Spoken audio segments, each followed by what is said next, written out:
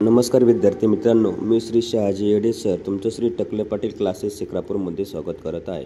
आज आपण आता चौथी आपण घटक 2 कार्यात्मक व्याकरण उपघटक 2 सर्वनाम हा घटक या ठिकाणी अभ्यासत आहोत. सर्वनाम कोणाला म्हणायचंय? नामाऐवजी वापरल्या जाणाऱ्या शब्दांना सर्वनाम असं बोललं जातं. कोणाच्या ऐवजी वापरायचे? नामाच्या ऐवजी वापरल्या जाणाऱ्या शब्दांना सर्वनाम असं बोललं जातं. सर्वनामाची वैशिष्ट्ये आहेत काही. सर्वनाम ही विकारी शब्द जात आहे. अव्यय, सव्यय, विकारी, अविकारी हे आपण आधी पाहिलंय. सर्वनाम ही विकारी शब्द जात आहे. दुसरा, सर्वनामांना लिंग, वचन, विभक्ती असे विकार होतात, म्हणजे त्यांना बोललं जातं सर्वनामांना. उदाहरणार्थ ही लिंग स्त्रीलिंगी असेल तर ही शब्द वापरला जातो, पुल्लिंगी असेल तर तो शब्द वापरला जातो, हा शब्द वापरला जातो. तिसरं, सर्वनामांना स्वतःचा अर्थ नाही. सर्वनामांना काय नाहीये? स्वतःचा अर्थ नाही.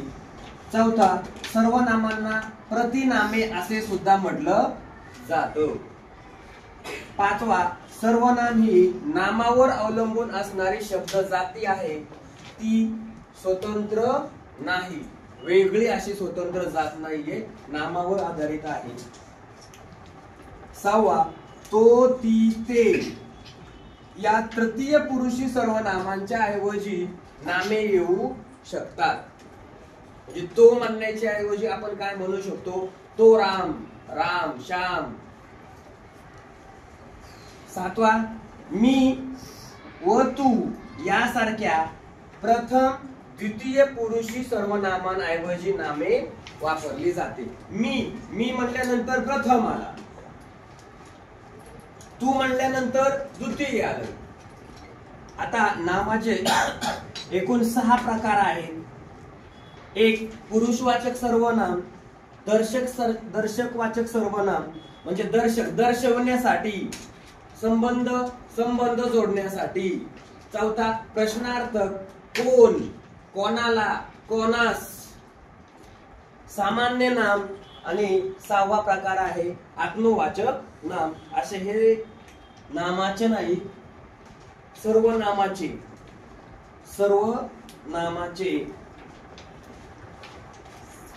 सर्वनामाचे एकूण किती प्रकार आहेत? 6 प्रकार आपण या ठिकाणी पाहिलेले आहेत. आता प्रत्येक नामाविषयी, आता हे जे पुरुषवाचक, दर्शक, संबंधी, प्रश्नार्थक, सामान्य आणि आत्मवाचक यांच्याविषयी आपण माहिती पाहू. सामान्य नाम, याला दुसरा शब्द आहे अनिश्चित नाम. काय आहे? अनिश्चित सर्वनाम.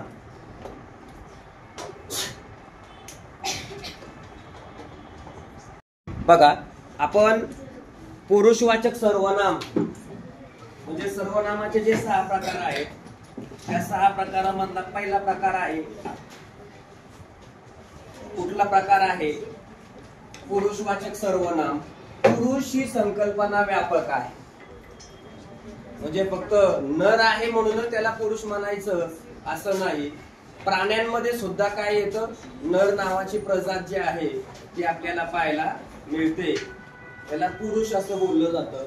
मग आता पुरुषवाचक सर्वनामामध्ये प्रथम, द्वितीय आणि तृतीय 3 प्रकार पडतात. या 3 प्रकारामध्ये प्रथम आल्यानंतर कोणते शब्द येतात ते तुम्ही कसे ओळखायचे? मी, आम्ही, आपण, स्वतः याला पुरुषवाचक बोललं जातं. द्वितीय, तू, तुम्ही, आपण, स्वतः म्हणजे 2 नंबरचा, म्हणजे बोलणारा मी प्रथम, ऐकणारा तू द्वितीय.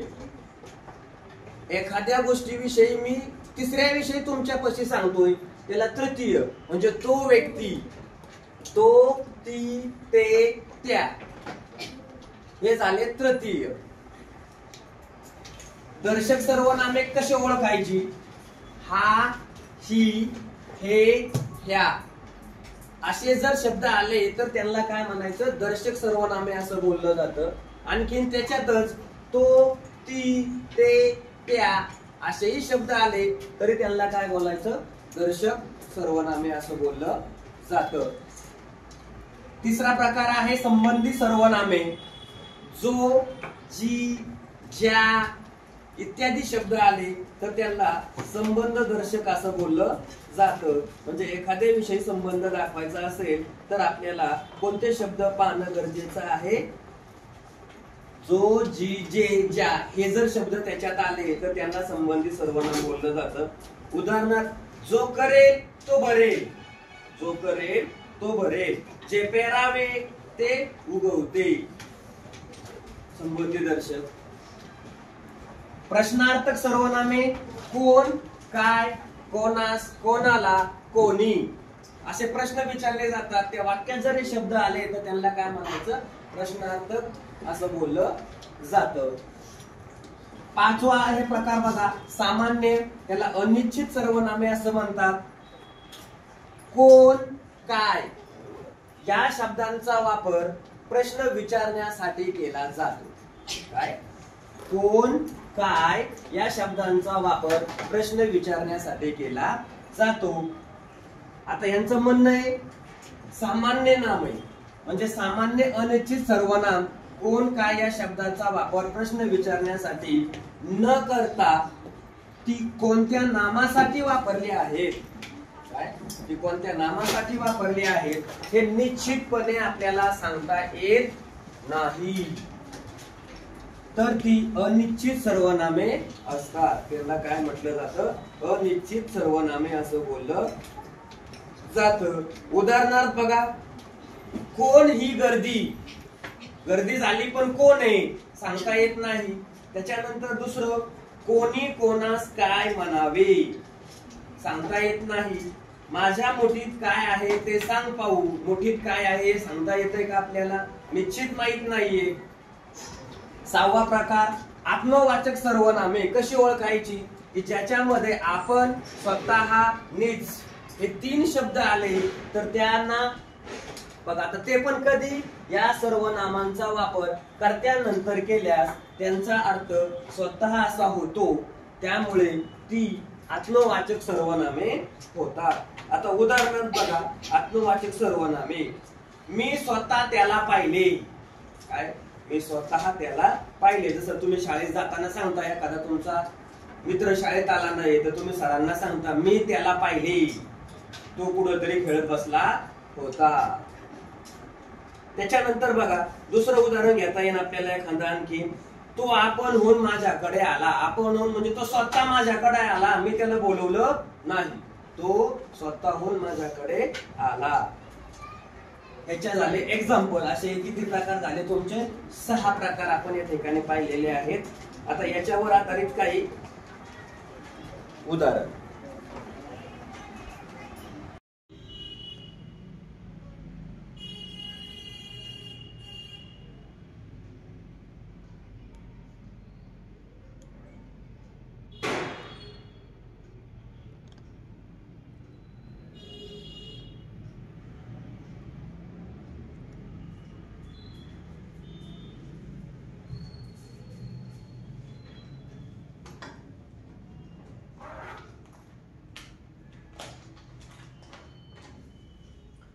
आपण सर्वनाम हा घटक पाहतो. याच्यामध्ये महत्वाचं काय आहे?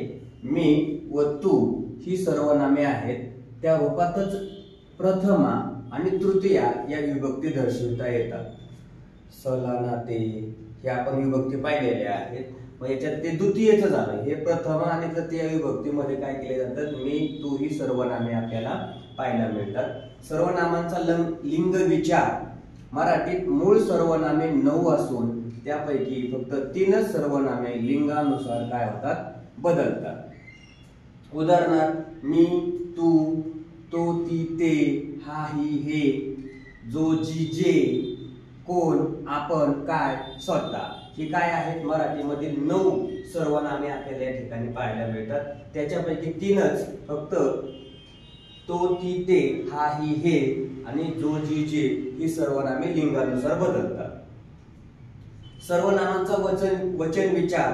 9 सर्वनामांपैकी फक्त 5च सर्वनामे वचन भेदानुसार काय होतात? बदलतात. उदाहरणार्थ कोणते आहेत ते बघा. मी, आम्ही, तू, तुम्ही, तो, ती, ते, त्या. चौथा हा, ही, हे, ह्या. आणि पाचवा आहे जो, जी, जे, ज्या. हे कशानुसार बदलतात? सर्वनामांचा वचन विचार याच्यानुसार बदलतात. सहावा कोण, काय, आपण, स्वतः. हे झाले 9 सर्वनाम. सर्वनामे नामांच्या ऐवजी येत असल्याने नामांना जे विभक्तीचे प्रत्यय लागतात तेच सर्वनामांनाही लागत असतात. त्याला, तिला, ज्याला, जिला असे. सर्वनामांना हाक मारता येत नाही.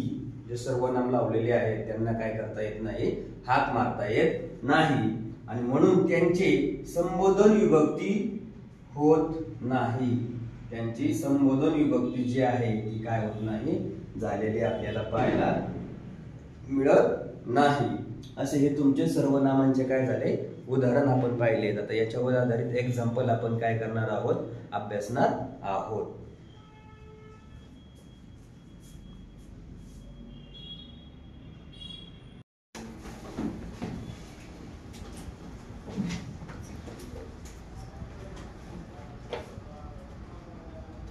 बघा, सर्वनाम याच्या घटकावर आधारित आपल्याला प्रश्न पाहिजेत. प्रत्येक वाक्यातील सर्वनाम ओळखायचंय. तुम्हाला पेपरमध्ये काय केलं जातं? वाक्य दिले जातात आणि त्याच्यावरून सर्वनाम काय केलं जातं? ओळखवलं जातं. आता बघा, पहिला प्रश्न आहे, खेड्यापाड्यांमध्ये गुणवत्ता असते पण ती शोधावी लागते. काय करायची? शोधावी लागते. पण तुम्हाला याच्यासाठी अगोदर काय माहिती असणं गरजेचं आहे? जे सर्वनाम आपण लिहून दिलेले आहेत ते. मग गुणवत्ता येईल का? नाही. बघा, खेड्यापाड्यांमध्ये गुणवत्ता असते पण ती शोधावी लागते. ती ही वाक्य काय झालं? सर्वनाम झालं. आता सर्वनाम म्हणजे काय? नामाऐवजी वापरल्या जाणाऱ्या शब्दाला आपण काय म्हणतो? सर्वनाम बोलतो. मग असते नाही, शोधावी नाही, म्हणजे पर्याय क्रमांक कोणता येणार? चौथा. काय पर्याय क्रमांक आला? सर्वनाम कोणतं सापडलं आपल्याला? ती हे सर्वनाम सापडलं. त्याच्यानंतर दुसरा प्रश्न आहे, त्याच्या पैशाला पाय फुटले. आता बघा, त्याच्या पैशाला पाय फुटले. त्याच्या कुठला शब्द आहे सर्वनाम म्हणून? त्याच्या. मग बघा, फुटले पाय नाही, तर पर्याय क्रमांक कोणता येणार? तिसरा, त्याच्या. तिसरा प्रश्न, आपण स्वतः 2 शब्द बोला. इथं 2 पर्याय सांगितले तुम्हाला. 2 पर्याय निवडायचे आपल्याला. आपण स्वतः. मग आपण हे एक सर्वनाम आहे आणि स्वतः हे एक काय आहे? सर्वनाम आहे. आणि म्हणून पर्याय क्रमांक 1 आणि 2 हे त्याचे काय असतील? 2 पर्याय आपल्याला पाहायला मिळतील. पुढचा प्रश्न आहे बघा, रिकाम्या जागी योग्य सर्वनाम निवडा. काय म्हटलंय? रिकाम्या जागी योग्य सर्वनाम निवडा. चौथा प्रश्न आहे, आता खाली सर्वनाम दिले आणि तुम्हाला काय सांगितलं? रिकाम्या जागा दिलेल्या आहेत आणि त्याच्यावरून काय करायचं? आपल्याला सर्वनाम निवडायचं. टिंब टिंब मुलीला आज बक्षीस मिळाले. मग खाली दिलेले सर्वनाम काय करायचे? याच्यात ठेवायचे गाळलेल्या जागी आणि मग काय करायचंय? ओळखायचंय कोणतं सर्वनाम योग्य ठिकाणी ठेवलं जाईल. म्हणजे वाक्याची रचना बरोबर आहे. कोण? टिंब टिंब मुलीला आज बक्षीस मिळाले. नाही येणार. त्या मुलीला आज बक्षीस मिळाले. शक्यता आहे. पुढचं वाक्य बघू. काय? मुलीला आज बक्षीस मिळाले? नाही. ही टिंब टिंब, बघा, ही मुलीला आज, म्हणजे हे पण नाही, हे पण नाही, तर त्या मुलीला आज बक्षीस मिळाले. हे त्याचं काय झालं? उत्तर. त्याच्यानंतर वाक्याची रचना पण बरोबर झाली पाहिजे. कोण हे सर्वनामात दिसतंय, काय पण सर्वनामात दिसतंय, ही पण आहे, त्या पण आहे, पण वाक्य रचना चुकता कामा नये. अतुल टिंब टिंब मूक अभिनय करतो. मूक अभिनय म्हणजे काय? फक्त खुना, न बोलताच खुणवतो. मग अतुल टिंब टिंब मूक अभिनय करतो. अतुल मी येईल का? नाही. आपण येईल का? नाही. कोणता पण येणार नाही. म्हणजे अतुल काय? मूक अभिनय करतो. असं वाक्य रचना आपण काय करू शकतो? म्हणू शकतो. म्हणून या 5व्या प्रश्नाचं उत्तर त्या ठिकाणी सर्वनाम कोणता बसला? काय. हे सर्वनाम या ठिकाणी बसलेलं आहे.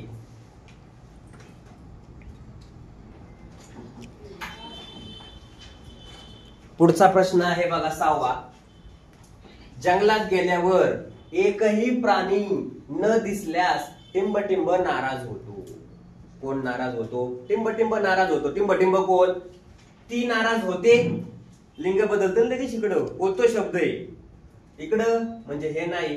त्याने नाराज होतो नाही. मला नाराज होतो नाही. आपण नाराज होतो.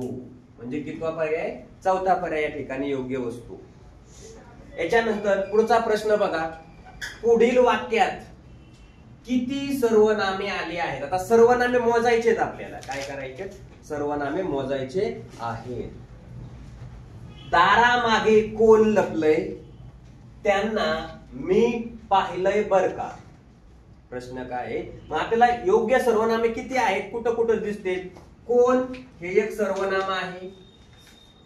मी हे एक सर्वनाम आहे. आणखीन त्यांना हे एक सर्वनाम आहे. म्हणजे किती सापडले? 3. म्हणजे पर्याय क्रमांक कोणता? पहिला 3. आता पुढं 8वा. आणि तो मी, तेल, तूप, मीठ, वांगी, आणखी ती काय सांगी. कविता तुम्ही मराठीमध्ये शिकतात. अशा प्रकारचे एखादं वाक्य तुम्हाला पेपरमध्ये काय केलं जाऊ शकतं? दिलं जाऊ शकतं. आणि त्याच्या आधारे तुम्हाला सर्वनाम कोणते आहेत ते सांगितले जाऊ शकतात. मग सांगा बरं कोणते कोणते असू शकतात? बघा. मी एक सर्वनाम, ती एक सर्वनाम आणि काय हे एक सर्वनाम. बरोबर का? म्हणजे किती सर्वनाम झाले याच्यामध्ये? 1 2 3. पर्याय क्रमांक कोणता? चौथा. कळलं? असे प्रश्न तुम्हाला सर्वनामावर आधारित काय केले जाऊ शकतात? विचारले जाऊ शकतात.